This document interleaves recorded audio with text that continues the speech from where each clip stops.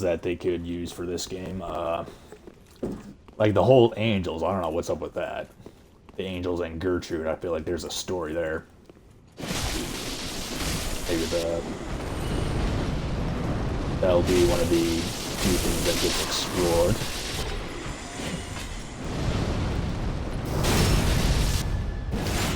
Oh, maybe.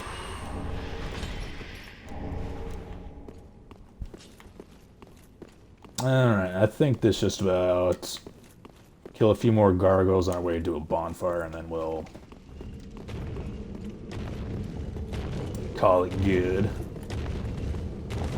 At least for this session, let's see if there's... You know, let's fight over here. I don't want to fall off.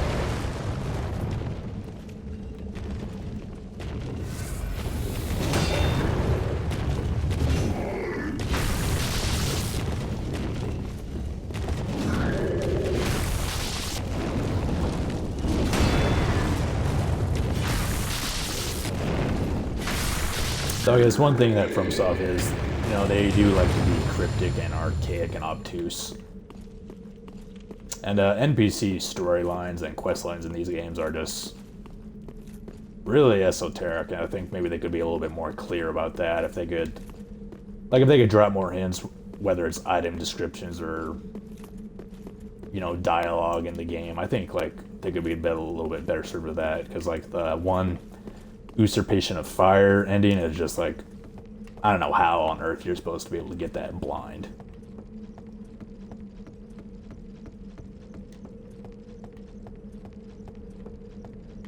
And like, some of Siegfried's things too were way, way hidden on it. Ditto with Grey Rat's thing.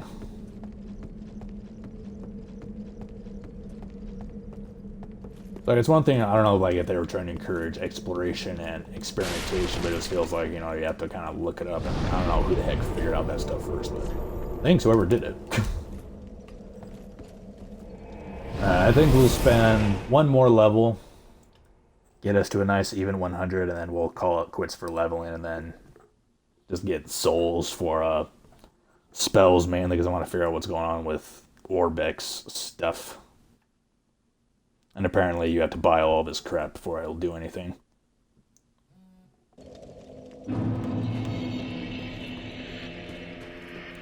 Ash for the link. Very well. Then take no. Yeah, and just thoughts of the ending seem really... I don't know how on earth you're supposed to be able to get all that stuff.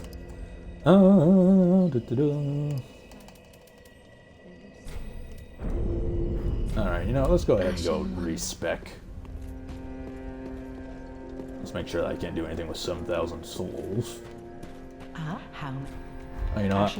I should be able to get a pyromancy or something. Backing, I suppose.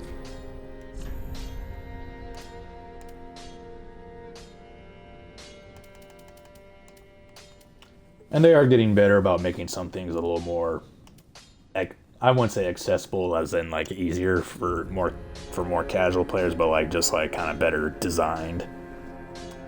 Like for some reason, I don't know why. Okay, I guess they do have the number held. There are, like, if they had a new thing in their either their inventory and their shop, that'd be cool, because like it's hard to know kind of what new stuff they give you.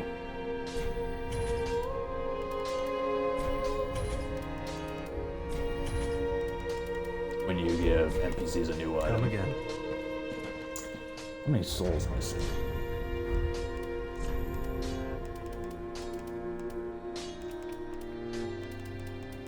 Apparently nothing. Alright. So I think we'll do one more grinding session, just enough to get 10,000, enough for me to get this sword spear, see if I like it, because that'll be the only thing determining if I probably still will keep this level of or don't you? I should see if I can make this. What's it called? The shield actually makes sense besides just being a soul magnet. I think I'll go deal with these gauntlet and then I'll go fight those winged knights. Those seem like pretty worthwhile. sources of souls. Let's see, what other things about Dark Souls 3 can I mention? Yeah. Like, I don't know that I got burnt out just because like I've been playing Souls games nonstop for a couple, not nonstop, but pretty consistently for a few months now. So I'm playing a different Souls game every night, and sometimes it's weird. Like I'm playing Dark Souls and I forget that in that game you have to hit run again in order to jump. They didn't start clicking until Dark Souls 2.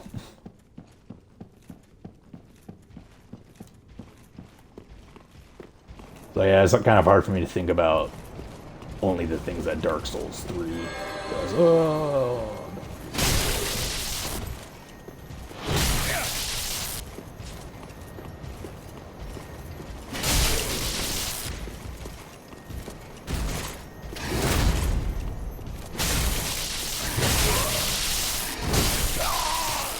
So I guess I should focus against this clan. There goes my Embert status.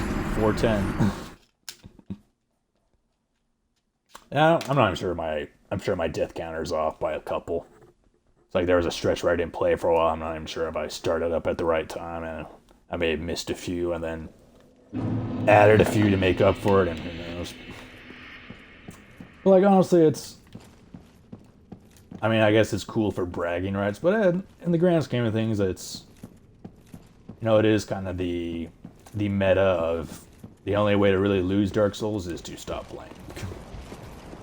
And I guess that's, in game terminology, that's you going hollow in real life. And I stuck with it, so. I'll just R2 or not. Come on. Yeah, these guys are going to be 6,600 a pop. That's pretty good. We get Silver Knights.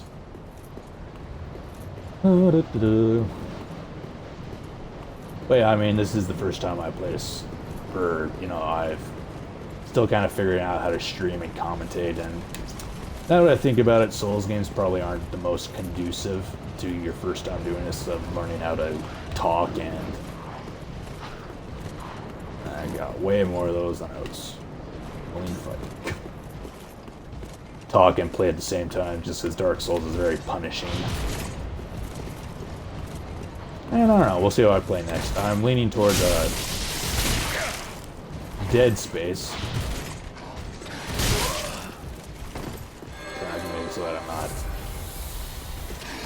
You all aren't suffering from my ineptitudes nearly as much.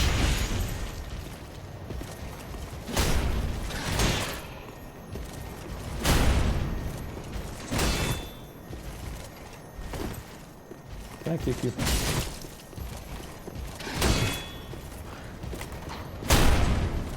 Maybe if I can. There we go.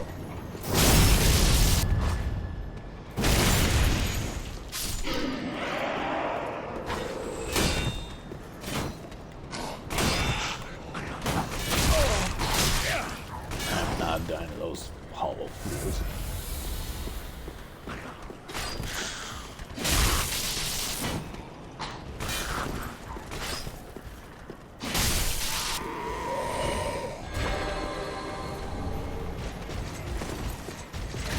I do like how I feel like they're a little more, they're not quite as sophisticated with the upgrade materials in this game. It's kind of cool. Ah, fool. 411. Yeah, sorry, these guys just hurt real hard. Especially when they're buffed. So even if you can't beat the game, just, regular enemies can totally kill you in this game.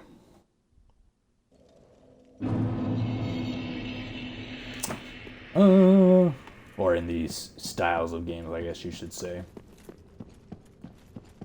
And that's interesting, kind of when people say a game is Souls-like, what they mean. Most people think that it means kind of punishing difficulty. I think it means a couple different things. It could mean, just the cohesion of your level design.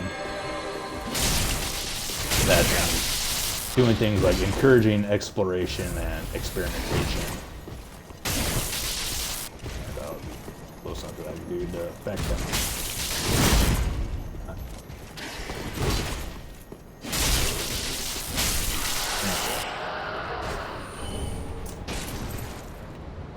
You know, being very cryptic, kind of having a risk-reward system of do you go farther?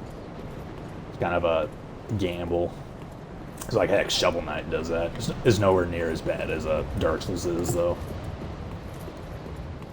And like in Dark Souls, it's honestly not that big of a deal, because once you get to the end of the game, you know, those enemies will still be there, and heck, you can do co-op and kill bosses for fun.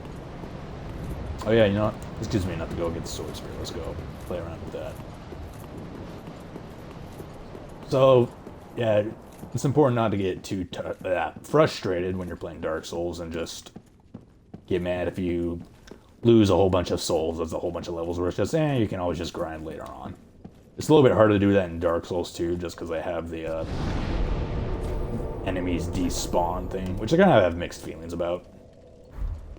It's like, yeah, it does eventually make it easier, but I feel like, you know, once you run a area so many times, hopefully, ideally, you're not just doing it the same way each time, you're figuring out a better way to do it, so that you're getting through with more healing items, or with doing more damage, or trying different strategies, something like that. And it does make it a little bit harder, like, to think of areas to grind for souls, or to farm things. And that's probably why they have the bonfire aesthetic system in that game.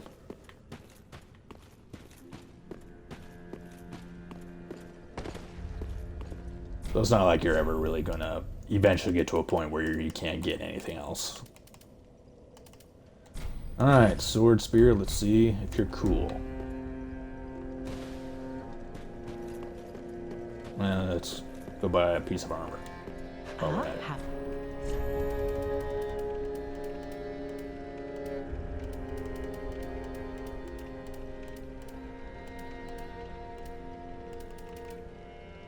Yeah, let's go ahead and get the elite set. Why not? Ashen 1. I'm sure this Sword Spear's a heavy son of a gun.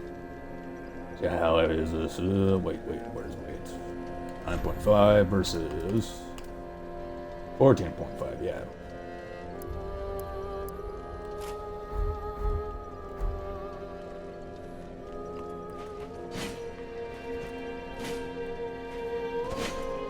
Ooh. So I'm guessing that's a slash.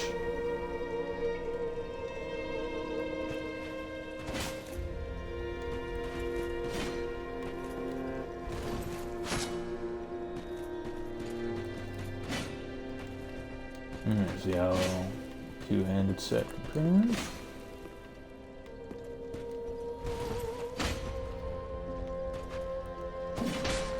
Ooh, overhead. Yeah, let's see what kind of string we have going on there.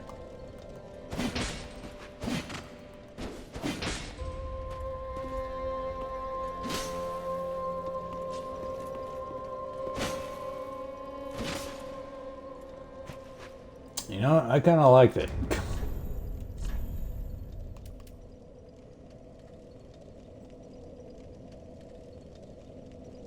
And with that, let's see what materials it uses. It's probably a demon titanite would be my guess. Just what neat.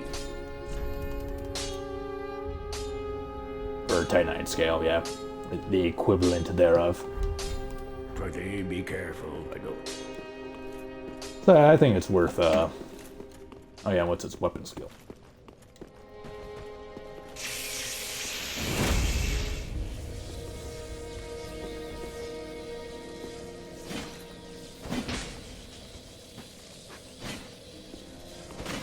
So you make it even more lightning. That descends upon distant foes. That's a little hard to penetrate.